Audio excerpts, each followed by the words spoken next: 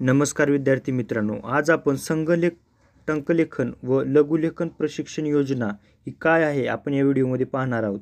ज्यांची टायपिंग झालेली आहे त्यांच्यासाठी 6,500, तर ज्यांची स्टेनोग्राफी झालेली आहे त्यांच्यासाठी 5,300 रुपये हे अनुदान मिळणार आहे.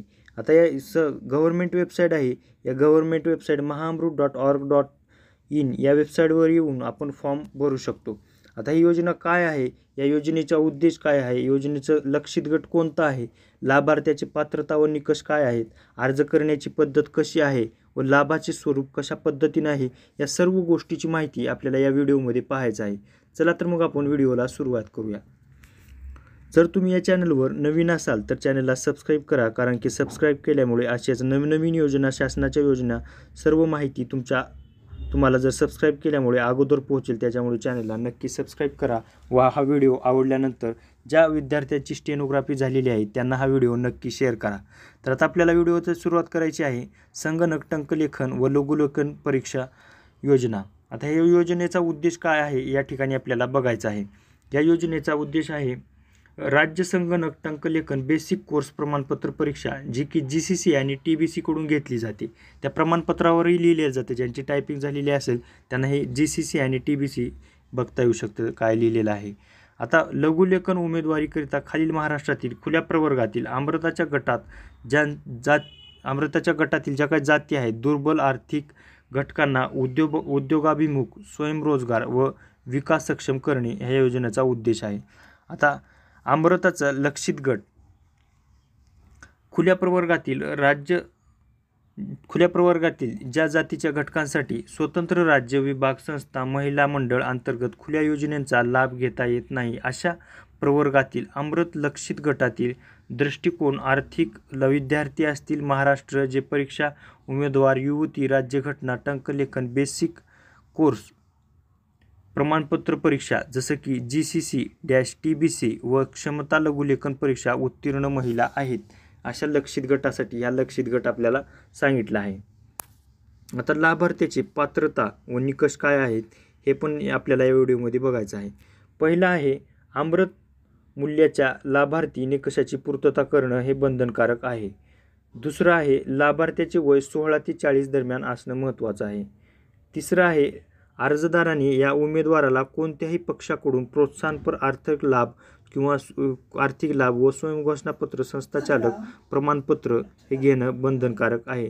म्हणजे या ठिकाणी तिसऱ्या मुद्द्यामध्ये सांगितलेलं आहे की अर्जदारांनी याच्या अगोदर टायपिंग करून कोणत्याही संस्थेकडून पक्षाकडून प्रोत्साहनपर आर्थिक लाभ घेतलेला नाही असं म्हणून स्वयंघोषणापत्रक हे स्वतः वेबसाईटवर आहे ते डाउनलोड करून ते जे काही संस्था आहे त्याची टायपिंग झाली त्या संस्थेकडून त्याच्यावर सही व शिक्का घेणं बंधनकारक आहे, असं तिसऱ्या नंबरच्या मुद्द्यामध्ये सांगितलेलं आहे.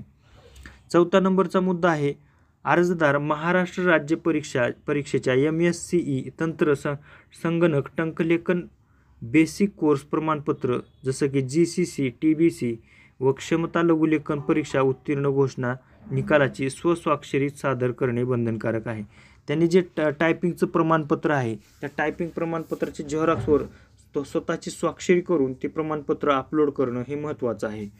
5 नंबरचा मुद्दा आहे महाराष्ट्र राज्य परीक्षेच्या लोकशाहीच्या शासनाच्या टंकलेखन दाखल्याचे शुल्क जमा करणे व फी स्वस्वाक्षरीत पावती आवश्यक आहे.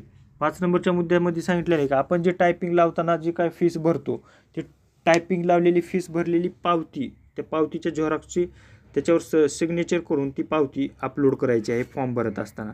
6 नंबरचा मुद्दा आहे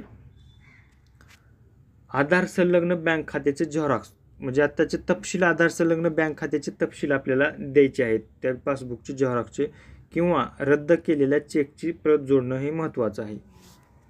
अशा 6 गोष्टी आपल्याला या ठिकाणी द्यायच्या आहे. अर्ज भरत असताना देणं हे महत्त्वाचं आहे. अर्ज करण्याची पद्धत आहे अमृत लाभार्थी निकषाची पूर्तता गठीत अर्जदारांनी विहित नमुन्याच्या अमृत जसं की www.mahamrut.org.in ह्या वेबसाईटवर संकेतस्थळावर अर्ज सादर करणं महत्त्वाचं आहे. त्यासाठी सर्व आवश्यक कागदपत्रे जे काय आपण वरील 6 सांगितलेले आहेत ते सर्व कागदपत्र सोबत असणं, स्वस्वाक्षरीत असणं हे महत्त्वाचं आहे. असं लाभाचं स्वरूप काय आहे आपल्याला या ठिकाणी बघायचं आहे. JCC महाराष्ट्र राज्य परीक्षा तंत्र संगणक टंकलेखन बेसिक कोर्स प्रमाणपत्र, जसं की कॉम्प्युटर टायपिंग हिंदी इंग्रजी असेल किंवा मराठी असेल 30, 40, 60 कोणतीही झालेली असेल, परीक्षा उत्तीर्ण झालेली असेल, अशांसाठी 6,500 रुपये एवढी रक्कम मिळणार आहे. आता दुसरं आहे स्टेनो झालेल्यांसाठी पण यामध्ये रक्कम आहे. किती रक्कम आहे ते 2 नंबरमध्ये सांगितलेलं आहे. जे मराठी राज्य परीक्षा स्वतःची लोकशाही लघुलेखन, जसं की 60ची स्पीड असेल, 100ची असेल, 120ची असेल मराठीची, तसेच इंग्रजीमध्ये 60, 80, 120, 130, 140, 150, 160 पर्यंतची स्पीड झालेली कोणाची असेल किंवा याच्यामध्ये 60ची, 100ची, 120ची अशी स्पीड झालेली असेल तर त्यांच्यासाठी 5,300 रुपये हे अनुदान प्रोत्साहनपर मिळणार आहे. आणि हे अनुदान 3 नंबरच्या मुद्द्यामध्ये सांगितलेलं आहे की प्रोत्साहनात्मक आर्थिक अमृत सुरक्षितता लाभार्थी आधार संलग्न बँक खात्यामध्ये हे अनुदान जमा होणार आहे. याची सर्वांनी दक्षता घेतली पाहिजे. त्यासाठी कोणतेही शुल्क लाभार्थी अनुज्ञेय नाही. आता या ठिकाणी आपल्याला घोषणापत्रही दिलेलं आहे. हे घोषणापत्र आपण डाउनलोड करून त्याच्यावर सही शिक्का वगैरे घेऊन फॉर्म भरत असताना हे घोषणापत्र सादर करू शकतो. जर तुमची कम्प्युटरवर टायपिंग झालेली असेल व या सर्व योजनेमध्ये पात्र बसत असाल तर अशा सर्व महिलांनी हा अर्ज भरणे महत्त्वाचं आहे. जर हा कोणी तुमचे मित्र असतील किंवा तुम्ही स्वतः असतील तर हा अर्ज भरणं महत्त्वाचं आहे. कारण ज्यांना कोणाला मित्राला जर माहिती नसेल तर हा व्हिडिओ त्यांना नक्की शेअर करा किंवा या वेबसाईटवर पण जाऊन आपण सर्व माहिती बघू शकतो. अशाच नवनवीन व्हिडिओसाठी व सरकारी योजना, शेतकरी योजना असतील या सर्व योजनांच्या माहितीसाठी आपल्या चॅनलला सबस्क्राईब करा. कारण की सबस्क्राईब केल्यामुळे असेच नवनवीन व्हिडिओ व नवनवीन शासनाच्या योजना तुमच्यापर्यंत पोहोचत राहतील. धन्यवाद.